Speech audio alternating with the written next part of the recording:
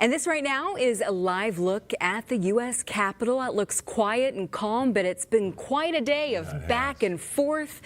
Tonight, House Republicans have picked a nominee for Speaker of the House for the second time today. Mike Johnson, a Louisiana Republican, is the latest to seek the office, and the House is expected to take up his nomination tomorrow. This comes after Minnesota's Tom Emmer dropped out of the race a short time after he was nominated today. Emmer said tonight he would support whoever emerges as the new nominee. Callan Gray has a look at this whirlwind day. In the span of just hours, I've made my case. We'll see what the members say tomorrow. Congressmember Tom Emmer went from being the Republican nominee for Speaker of the House to dropping out entirely. The majority whip from Minnesota not commenting as he left the Capitol complex. He was at MAGA.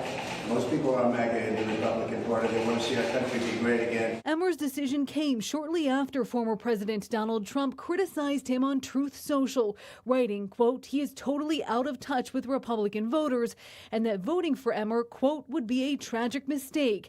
That shot coming as Emmer tried to win over more than 20 holdouts. I think that really solidified some of the opposition. Republican political analyst Brian McClung says Emmer could have made a strong speaker given his experience as majority whip and as National Republican Congressional Committee chair before that, helping flip the House red. But I think for some of the hardcore conservatives, anybody who is in leadership was suspect by definition. I always thought that Tom Emmer was the perfect compromise candidate if people were willing to compromise.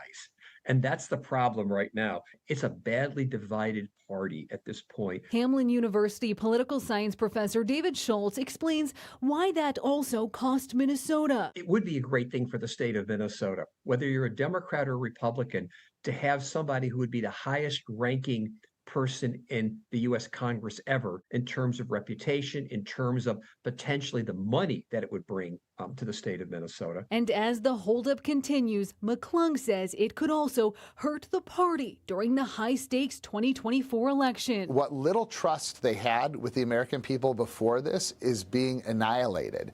And so if they are going to maintain a majority and elect Republicans next November, they're going to have to figure out in short order that they need to at least prove they can elect a Speaker of the House.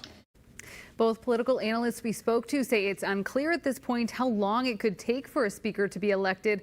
Louisiana Representative Mike Johnson is now the fourth Republican to be nominated since former Speaker Kevin McCarthy was ousted at the beginning of the month.